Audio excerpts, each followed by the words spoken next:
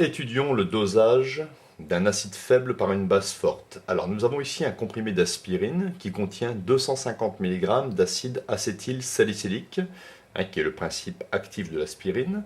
J'ai représenté ici la formule semi-développée. Première question, il faut reconnaître les groupes fonctionnels dans la formule semi-développée et il calculer la quantité minimale d'eau nécessaire pour dissoudre le comprimé en sachant que la solubilité de cet acide est de 2,5 g par litre.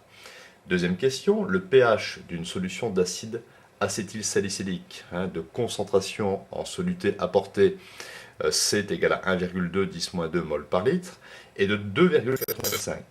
Il faut écrire l'équation chimique de la réaction de cet acide sur l'eau et calculer la constante d'acidité Ka de cet acide. Troisième question, on chauffe à ébullition un comprimé d'aspirine avec 100 cm3 d'une solution d'hydroxyde de sodium de concentration 0,1 mol par litre. L'hydroxyde de sodium est en excès et il n'y a pas de résidu solide. L'excès d'hydroxyde de sodium est neutralisé par 14,5 cm3 d'une solution chlorhydrique 0,5 mol par litre. Montrez que l'hydroxyde de sodium agit dans ces conditions sur deux fonctions de l'acide acétylsalicylique. Et il faut écrire l'équation de la réaction. On donne la masse molaire de l'acide acétylsalicylique, 180 g par mol. Alors les trois groupes fonctionnels présents dans cet acide sont le noyau benzénique. Ici je n'ai pas représenté mais nous avons des atomes de carbone. Et à l'intérieur du cycle il y a trois doubles liaisons. Nous avons ici le groupe, que je peux entourer ici, le groupe acide carboxylique. COOH. Et dernier groupe caractéristique, nous avons ici le groupe ester, CH3COO, et ce qui suit ici. J'ai représenté ici le cycle. Donc le groupement ester, c'est, voilà, je peux le caractériser par R, COO et ici R'. Alors par ailleurs, on sait que 1 litre d'eau peut dissoudre 2,5 g d'acide acétylsalicylique. Ici, nous, dans un comprimé, il y en a 250 mg, c'est-à-dire 0,25 g. Donc, pour passer de 2,5 g à 0,25 g, on divise par 10. Donc, ici, il ne faudra pas 1 litre d'eau pour dissoudre les 250 mg, mais 10 fois moins. Étant donné qu'un litre, c'est 1000 ml, eh bien, il faudra au minimum 100 ml d'H2O pour dissoudre un comprimé ici d'aspirine qui contient 250 mg d'acide acétylsalicylique. Une question, il faut écrire l'équation chimique de la réaction de l'acide acétylsalicylique avec l'eau. Alors l'eau est une base, donc ici elle va capter un H+, ici du groupement COH pour donner H2O plus H+, H3O+, donc l'acide conjugué de H2O, et COOH va se transformer en COO-. Donc ici nous avons un couple acide-base, ça c'est un acide faible et ça c'est une base faible. Donc l'acide faible réagit avec l'eau pour libérer peu d'acide faible. Donc ici, pour simplifier un petit peu l'écriture, on va noter l'acide acétylsalicylique AH. Avec A, en fait, ça représente ce groupement Si, et H, c'est l'hydrogène, ici accolé à l'oxygène. Donc AH plus H2O, acide faible plus eau, est en équilibre avec A- plus H3O+. Donc il est à noter qu'il existe encore une réaction dans l'eau, c'est la réaction où deux molécules d'eau vont donner H3O plus aqueux plus OH- aqueux. Alors je ne mets pas ici le symbole aqueux, on suppose que tous les ions sont aqueux ici. Donc ça c'est la réaction d'autoprotolyse de l'eau. Par définition, ici la constante d'acidité relative à cette écriture, c'est la concentration en A- à l'équilibre multipliée par la concentration en H3O+ à l'équilibre divisée par la concentration en AH à l'équilibre. Et Ka est fixe à une température donnée. Donc, si l'on veut trouver la constante d'acidité, il va falloir trouver la concentration en A- à l'équilibre, ainsi que la concentration en AH à l'équilibre. La concentration en H3O+, ça ce n'est pas très compliqué, c'est 10 puissance moins pH. Et le pH, on nous l'a donné. Donc, on trouve une concentration en H3O+, dans la solution de 10 puissance moins pH, moins 2,85, et ça me donne 1,4 fois 10 puissance moins 3 mol par litre. Une fois que l'on connaît la concentration en H3O+, on peut trouver la concentration en OH- dans la solution. C'est 10 puissance moins 14 divisé par H3O+. Hein. Donc 10 puissance moins 14 sur 10 puissance moins pH, 10 puissance moins 2, 85, est égal à 10 puissance moins 14 moins moins, c'est-à-dire plus de 85, c'est-à-dire 10 puissance moins 11,15. Et on trouve une concentration en OH- dans ce milieu basique, puisqu'on est à pH égale 2,85, de 7,1 10-12 mol par litre. Donc on peut déjà faire une remarque, à pH égale 2,85, les ions H3O+, leur concentration est bien supérieure à la concentration en ions OH-. Donc on dit que les ions OH-, hein, représentatifs ici en 10 puissance moins 12, sont ultra minoritaires. Alors, on va utiliser ici une première loi de conservation, c'est l'électroneutralité de la solution. La solution d'acide acétylsalicylique est électriquement neutre. C'est-à-dire que la concentration des espèces positives, H3O+, est égale à la somme des concentrations des espèces négatives, OH- plus A-. Or, on a vu que OH- étaient des ions ultra minoritaires. Donc, nous allons négliger ici les ions OH- devant la concentration en ions A-. Hein, donc on trouve une concentration en A-, de ce fait, est égale à H3O+, qu'on a déjà calculé tout à l'heure, 1,41 10-3 mol par litre. Alors négliger les ions OH- devant H3O+, et devant A-, c'est un petit peu comme si on avait négligé ici, hein, la réaction d'autoprotolyse de l'eau. Hein. On n'a pas tenu compte de la libération ici des ions OH- par l'autoprotolyse. Alors on va utiliser une deuxième loi de conservation, c'est la conservation du groupement A. Introduit.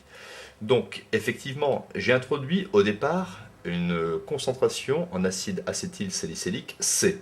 Mais l'acide acétylsalicylique va se transformer en sa base conjuguée A-, de sorte que la somme de la concentration en H plus la concentration en A- fasse toujours C. Hein, si au départ, par exemple, hein, on a 10 mol, donc C est égal à 10, hein, A-, on n'en a pas.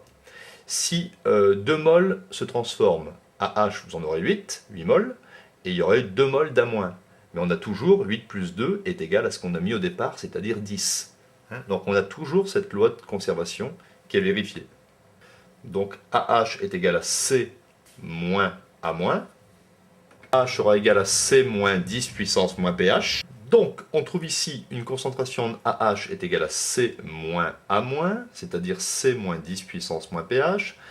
C c'était 1,2 10 moins 2, moins 10 puissance moins 2,85. Après calcul, on trouve une concentration NaH dans la solution à peu près égale à 1,1 fois 10 puissance moins 2 mol par litre. Donc la constante d'acidité est égale, alors la concentration en A-, l'équilibre, on a trouvé 10 puissance moins pH, multiplié par H3+, c'est 10 puissance moins pH, divisé, et la concentration en AH, on a démontré que c'était C moins 10 puissance moins pH. On obtient donc ici 10 puissance moins pH le tout au carré, je multiplie 2 fois moins pH, et je trouve que la constante d'acidité est égale à 10 puissance moins 2 pH, divisé par C moins 10 puissance moins pH. Donc, après application numérique, je trouve que la constante d'acidité vaut à peu près 1,88 fois 10 puissance moins 4, hein, exprimé ici sans unité. Alors, troisième question. Nous allons ici prendre un comprimé et y ajouter ici 100 ml, c'est-à-dire 0,1 litre, d'une solution d'hydroxyde de sodium qui contient les ions OH-, à la concentration de 0,1. Donc au passage, on a introduit un nombre de moles d'OH- est égal à CbVB, c'est-à-dire 10-2 moles. Alors ici, le nombre de moles d'OH-, hein, on nous dit dans le texte qu'il est en large excès et largement suffisant pour ici faire disparaître l'ensemble du comprimé. Hein, donc s'il est en large excès, le comprimé va disparaître, donc il n'y aura plus d'acide acétylsalicylique, et il va rester ici des ions OH-.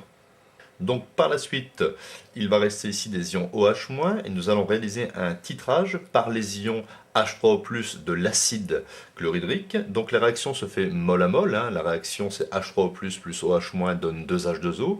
Bon bah ça on le connaît, c'est assez facile, hein. C'est une réaction entre un acide fort H3O+ et une base forte OH-, réaction totale. Et à l'équivalence, le nombre de moles d'acide que vous avez ajouté, d'acide chlorhydrique, est exactement égal au nombre de moles d'OH- en excès. Ce qui me permet ici je connais le volume équivalent d'acide que j'ai ajouté, de connaître cet excès de nombre de moles d'OH-. Ce qui me donne un nombre de moles d'OH- en excès est égal au nombre de moles d'acide que j'ai ajouté, 7,25 fois 10 puissance moins 3 moles. Donc, je connais ici le nombre de moles d'OH- qui a été introduit en excès. C'était CBVB, 0,1 fois 0,1, c'est 10-2 moles par litre. Il reste des ions OH- en excès que l'on va doser par l'acide chlorhydrique. Je sais qu'à l'équivalence de ce dosage, le nombre de moles d'OH- en excès est égal au nombre de moles d'acide introduite, CaVa. Je connais Ca, je connais Va. Donc je fais le calcul, et le nombre de moles d'OH- en excès, c'est 7,25 10-3. Si je sais ce que j'ai mis au départ, et si je sais ce qui reste après avoir réagi avec le comprimé, je peux trouver le nombre de moles d'OH- ayant réagi avec le comprimé. C'est-à-dire 10-2, ce que j'ai mis au départ, moins ce qui reste, 7,25 10-3. Donc le nombre de moles d'OH- d'hydroxyde ayant réagi avec le comprimé, c'est 2,75 multiplié par 10-3 moles. Donc le nombre de moles d'OH- ayant réagi avec le comprimé, c'est 10-2 moins 7,25 10-3, c'est-à-dire 2,75 fois 10-3 moles. Alors, or, dans un cachet d'aspirine, le cachet d'aspirine, il contenait une masse M est égale à 250 mg d'acide acétylsalicylique. Je connais la masse molaire de cet acide, donc le nombre de moles d'acide acétylsalicylique présent dans un cachet d'aspirine, c'est la masse sur la masse molaire, 0,25 g divisé par 180, c'est-à-dire 1,39 10-3 moles. Donc, on s'aperçoit que le nombre de moles d'OH- ayant réagi avec le comprimé n'est pas égal au nombre de moles d'acide acétylsalicylique présent dans le cachet d'aspirine. C'est-à-dire qu'OH- a bien réagi avec cet acide, mais pas seulement.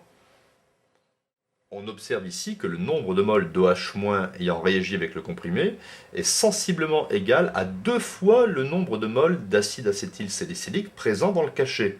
Cela signifie que le OH- a dû réagir sur une autre fonction de l'acide acétylsalicylique. Eh bien ici, les ions OH- hydroxyde ont agi sur la fonction carboxylique de l'acide acétylsalicylique, mais aussi sur la fonction ester de l'acide acétylsalicylique. On a affaire ici à une saponification de l'ester. Donc en conclusion ici, l'acide acétylsalicylique réagit avec deux ions OH-. Alors il y a un premier ion hydroxyde OH- qui agit par une réaction acide-base pour donner ici COO- et le H+, qui est libéré réagit avec OH- pour donner H2O. Et ensuite, l'ion OH- restant va faire une saponification ici avec l'ester pour donner ici la libération de CH3COO-, et ici on greffe un groupement alcool.